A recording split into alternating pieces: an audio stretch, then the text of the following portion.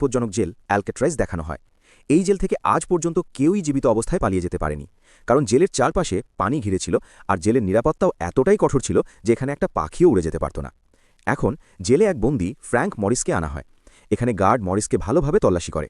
Guard মরিসকে পুরো checking করার পর তাকে একটি ব্লকে পাঠিয়ে দেয় এবং সেখানে তাকে একটি সেলে ঢুকিয়ে দেয়। মরিসকে সেলে বন্দি করে এক গার্ড তাকে বলে, অ্যালকেট্রাজে তোমাকে স্বাগতম। ঠিক সেই সময় সেখানে বেল বাজে এবং সব গার্ড একে একে সব সেল চেক করতে শুরু করে। তখনই সব সেলের দলে নিজেদের খাবার নিতে আসে। খাওয়ার সময় মরিসের সামনে এক বন্দী লিটমাস বসেছিল। মরিস খাওয়া শুরু করার আগেই তখনই এক বন্দী, যার নাম উলফ, সে মরিসের দিকে তীক্ষ্ণভাবে তাকিয়ে থাকে। এটা দেখে মরিস একটু ভয় পেয়ে যায়। ঠিক তখন খাওয়ার সময় লিটমাস মরিসের কাছে একটু খাবার চায়। মরিস না না করে না বলে তাকে নিজের খাবার দিয়ে দেয়, আর লিটমাস সেই খাবার নিজের কাছে থাকা একটা ইঁদুরকে খেতে দেয়। এটা দেখে মরিসের একটু অদ্ভুত লাগে, কারণ ওই ইঁদুরটা ছিল তার পোষা। এখন রাতে মরিস বিশ্রাম নিচ্ছিল, তখনই এক গার্ড এসে তাকে বলে যে ওয়ার্ডেন তোমাকে ডেকেছে। তাই মরিস সরাসরি ওয়ার্ডেনের কাছে যায়। ওয়ার্ডেন তাকে বলে, এই জেলে তোমাকে স্বাগতম। আমি জানি তুমি আগে অনেক জেল থেকে পালিয়েছ, কিন্তু এই জেল থেকে তুমি কখনোই বের হতে পারবে না, কারণ যেই এই জেল থেকে পালায় সে সরাসরি সমুদ্রে গিয়ে মারা যায়। আর যদি তুমি এখান থেকে পালানোর চেষ্টা করো তাহলে পানি তোমার পথ আটকে দেবে আর তুমি ডুবে মারা যাবে। এই অ্যালকাট্রাইজ বানানোই হয়েছে যাতে তোমাদের মতো পচা ডিমগুলো এক জায়গায় থাকে। আর এই জেলে তোমার সঙ্গে শুধু দুজন লোকই দেখা করতে আসতে পারবে, তাও মাসে একবার। ফিরে আসার সময় মরিস ওয়ার্ডেনের নেইল কাটার চুরি করে, কারণ এই নেইল কাটার তাকে এখান থেকে পালাতে সাহায্য করতে পারে। তাই মরিস নিজের সেলে এসে সেটাকে একটা বইয়ের মধ্যে লুকিয়ে রাখে। সেই দিনই মরিস যখন গোসল করছিল তখন উলফ তাকে বিরক্ত করতে শুরু করে। এটা দেখে মরিস খুব রেগে যায় এবং সে সেখানেই উলফকে ভীষণভাবে মারধর করে। এরপর মরিসকে একটি লাইব্রেরিতে পাঠানো হয়, যেখানে সে এক বন্দী ইংলিশের সাথে দেখা করে। ইংলিশ এখানে একজন পুরনো বন্দী, যে সব বন্দীদের নেতা ছিল। তাকেও কয়েকজন মানুষকে হত্যার অপরাধে এই জেলে বন্দী করা হয়েছে। মরিস তাকে জিজ্ঞেস করে, তুমি এখান থেকে পালানোর চেষ্টা করনি কেন? তখন ইংলিশ বলে, এই জেল থেকে কেউই পালাতে পারে না, কারণ জেলের চারপাশে পানি ঘেরা। ইংলিশ তাকে কিছু বই দেয়, যেগুলো মরিসকে জেলের সব বন্দীদের কাছে একে একে পৌঁছে দিতে হতো। মরিস যখন প্লেগ্রাউন্ডে যায় তখন সেখানে সে এক আর্টিস্টের সাথে দেখা করে, যে ছবি আঁকছিল। আসলে এই বন্দীর নাম ডক, যে এই জেলে নিজের শাস্তি কাটাচ্ছিল। ডক তার ছবিতে একটা ফুলও এঁকেছিল। এটা দেখে মরিস জিজ্ঞেস করে, এই ফুলটা কেন এঁকেছ? তখন ডক বলে, এই ফুলটাই আমার জীবন, তাই আমি এটাকে আমার পেইন্টিংয়ে এঁকেছি। ডক তাকে সতর্ক করে বলে, সাবধানে থেকো, কারণ তুমি উলফের সাথে ঝামেলা করেছ, সে তোমাকে যে কোনো সময় ক্ষতি করতে পারে। এরপর মরিস সরাসরি ইংলিশের কাছে এসে বলে, আজ কি এর আগে এখান থেকে কোনো বন্দী পালাতে পেরেছে কি? তখন ইংলিশ হাসতে হাসতে বলে, অনেকেই চেষ্টা করেছে, কিন্তু সবাই ব্যর্থ হয়েছে। ইংলিশ বলে, তুমি যদি এখান থেকে বের হয়েও যাও তাহলে সামনে গার্ডরা তোমাকে ধরে ফেলবে, আর যদি গার্ডদের ফাঁকি দিয়ে পালিয়েও যাও তাহলেও সামনে পানি তোমার পথ আটকাবে, কারণ তুমি যতই ভালো সাঁতারু হও না কেন তবুও তুমি তীরে পৌঁছতে পারবে না। শেষ পর্যন্ত সেই পানি তোমাকে ডুবিয়ে মেরে ফেলবে। তাই তুমি এই জেলেই বেঁচে থাকতে পারো, বাইরে গেলে মারা পড়বে। কিন্তু মরিস ঠিক করে নিয়েছিল সে যে কোনো মূল্যে এই জেল থেকে পালাবেই। সেই রাতেই মরিস বসেছিল, তখনই এক গার্ড এসে তাকে বলে যে কাল থেকে তোমাকে কার্পেন্টারের কাজ দেওয়া হবে, আর এর জন্য তোমাকে টাকা দেওয়া হবে, প্রতি ঘন্টায় ১৫০ টাকা। তাই মরিস চুপচাপ এই ডিল মেনে নেয়। পরের দিন সকালে মরিস খুব চতুরতার সঙ্গে লিটমাসকে জিজ্ঞেস করে, এই জেলে কি কোনো পালানোর রাস্তা আছে? তখন লিটমাস বলে, প্রতিটা সেলে একটা এয়ার ভেন্ট আছে, সেখান দিয়ে বের হওয়া যেতে পারে, কিন্তু এয়ার ভেন্টটা খুবই ছোট। এদিকে উলফও নিজের প্রতিশোধ নেওয়ার জন্য মরিসের দিকে এগিয়ে আসছিল, কিন্তু ডক মরিসকে বলে দেয় যে উলফ তোমার দিকে আসছে আর তার হাতে কিছু আছে। উলফ এসে মরিসের উপর হামলা করে, কিন্তু মরিসও কম যায় না, সে উলফকে ভালোই মারধর করে।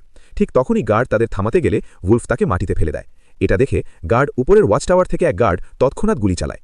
এতে সবাই ভয় পেয়ে যায়, আর গার্ডরা মরিস আর উলফকে ডি ব্লকে নিয়ে যায়, যেখানে সবচেয়ে ভয়ঙ্কর বন্দীদের রাখা হয়। সেখানে প্রতিদিন বন্দীদের টর্চার করা হতো, আর সেই রাতেই মরিসকে ভীষণ নির্যাতন করা হয়। এতে তার অবস্থা খুবই খারাপ হয়ে যায়। পুরো 10 দিন পর তাকে ডি ব্লক থেকে বের করে আবার নিজের সেলে পাঠানো হয়। আর সেই দিনই তার পাশের সেলে নতুন এক বন্দী আসে, যার নাম চার্লি বার্টস। তাদের মধ্যে ভালো বন্ধুত্ব হয়ে যায়। মরিস চার্লিকে সবার সঙ্গে পরিচয় করিয়ে দেয়। অন্যদিকে ওয়ার্ডেনও সব বন্দির সেল একে একে চেক করছিল। তখন সে ডকের সেলে যায়, যেখানে অনেকগুলো পেইন্টিং ছিল। ডক ওয়ার্ডেনের ছবিও এঁকেছিল। এটা দেখে ওয়ার্ডেন একটু হেসে ফেলে, কিন্তু পরের দিন হঠাৎই ওয়ার্ডেন গার্ডকে বলে, ডকের সব পেইন্টিং সরিয়ে ফেলো, আর এখন থেকে সে আর কখনো পেইন্টিং করবে না। এটা দেখে ডকের মন ভেঙে যায়, কারণ সেই পেইন্টিং দিয়েই জেলে নিজের সময় কাটাতো। পরের দিন মরিস ডককে এত চিন্তিত দেখে গার্ডকে জিজ্ঞেস করে, ডক এত চিন্তিত কেন? সে আমাদের সঙ্গে কথা বলছে না কেন? শেষে গার্ড বলে, নিজের কাজে মন দাও। এরপর ডক কাজ শুরু করার আগে যেই ফুলটা ডক দিয়েছিল সেটা মরিসের কাপড়ে রেখে দেয়। কাজ করার সময় সে এক গার্ডকে দেখে একটা কুড়াল আনতে বলে, আর কুড়াল পেয়েই সে নিজের হাতের 3টে আঙুল কেটে ফেলে, কারণ তার পেইন্টিংগুলো তার কাছ থেকে ছিনিয়ে নেওয়া হয়েছে, তাই তার আর হাতের প্রয়োজন নেই। এটা দেখে মরিস ছুটে আসে, কিন্তু গার্ডরা তাকে ডকের কাছে যেতে দেয় না আর ডককে নিয়ে চলে যায়। ঠিক তখন মরিসের কাপড় থেকে সেই ফুলটা পড়ে যায় যেটা ডক দিয়েছিল। এটা দেখে মরিস বুঝতে পারে যে ডকের খুশি কেড়ে নেওয়া হয়েছে। তাই মরিস ডকের কাটা আঙুলগুলো একটা বাক্সে ভরে গার্ডকে দেয় এবং রাগে বলে, এটা তোমার ওয়ার্ডেনকে দিও, তার ইচ্ছে পূরণ হয়েছে। সেই দিনই মরিস ডকের দুঃখে বসেছিল, তখন সে একটা তেলাপোকা দেখতে পায় যেটা এয়ার ভেন্টের ভিতর ঢুকছিল। এটা দেখে সে বুঝতে পারে যে এখান দিয়ে বের হওয়া সম্ভব, এবং এখান থেকেই শুরু হয় আসল গল্প। পরের দিন খাওয়ার সময় ওয়ার্ডেন মরিসকে দেখে বলে, তুমি ডকের দিকে এত মনোযোগ কেন দিচ্ছ? মরিস বলে, না স্যার, এমন কিছু না, এটা আপনার ভুল ধারণা। খাওয়ার সময় মরিসের সঙ্গে দুই ভাই ক্ল্যারেন্স আর জনের দেখা হয়। তারা নতুন বন্দী, আর তাদের ২০ বছরের শাস্তি হয়েছে, যা তারা একেবারেই চায় না। তারা দুজনেই খুব চালাক ছিল, তাই মরিসও তাদের সঙ্গে বন্ধুত্ব করে। সেই দিনই মরিস সুযোগ পেয়ে এয়ার ভেন্টটা ভালোভাবে পরীক্ষা করতে থাকে, কিন্তু তখনই গার্ড চলে আসছিল, তাই সে দ্রুত নিজের জায়গায় শুয়ে পড়ে। পরের দিন ইংলিশের মেয়ে তাকে দেখতে আসে। এটা দেখে সে খুব কষ্ট পায়, কারণ যখন তার মেয়ে ছোট ছিল তখন থেকেই সে জেলে আছে, আর এখন তার মেয়ে বড় হয়ে গেছে। অন্যদিকে চার্লি তার স্ত্রীর সঙ্গে কথা বলছিল।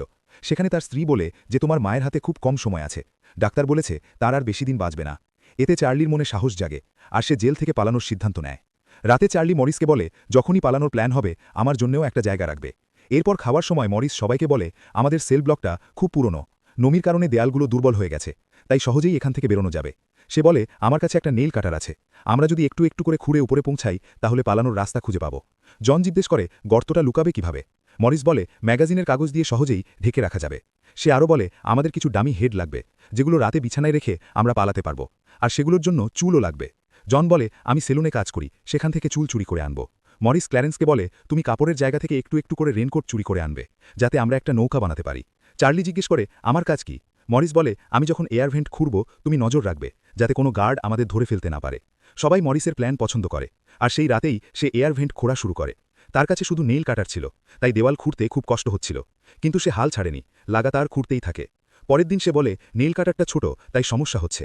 ঠিক তখন খাওয়ার সময় তার মাথায় একটা বুদ্ধি আসে। সে চামচটা জুতায় ঘষে নোংরা করে ফেলে, আর গার্ডকে ডেকে বলে, এই চামচটা নোংরা, আমাকে পরিষ্কার চামচ দাও। এদিকে ক্ল্যারেন্সও বলে, আমারও কিচেনে কিছু জিজ্ঞেস করতে হবে। গার্ড তাদের যেতে দেয়। সেখানে গার্ডকে কথায় ব্যস্ত রাখে, আর সুযোগ নিয়ে মরিস দুটো চামচ নিয়ে নেয়, একটা নিজের পকেটে লুকিয়ে ফেলে। রাতে মরিস সেলে বসেছিল, তখন ইংলিশ সব বন্দীদের বই দিতে আসে। মরিস জিজ্ঞেস করে, আমি লোহার দুটো টুকরো জোড়া লাগাতে চাই, এখানে কি এমন কিছু আছে? ইংলিশ জিজ্ঞেস করে, কেন? মরিস বলে, আমাকে খুঁড়তে হবে। কিন্তু ইংলিশ বলে, এটা এত সহজ নয় যেমন তুমি ভাবছ, তাই পালানোর স্বপ্ন দেখা বন্ধ করো। পরের দিন মরিস লিটমাসকে একটা সিক্কা চায়, আর বলে, তুমি যদি আমাকে সিক্কা দাও আমি তোমার পছন্দের গান বাজাবো। লিটমাস রাজি হয়ে যায়, আর সেই রাতেই তাকে একটা সিক্কা দেয়। মরিস তখন একটা চামচ ভেঙে নেইল কাটারের সঙ্গে জোড়া লাগায়, আগুনে গরম করে ভালোভাবে জোড়া দিয়ে একটা ছোট বেলচা তৈরি করে, এবং তারপর সে আবার সেই এয়ার ভেন্ট খুঁড়তে শুরু করে। অন্যদিকে চার্লি গার্ড আসছে কিনা তা নজরে রাখছিল, কিন্তু সেই সময় তার একটু ঘুম লেগে যায়, আর তখনই এক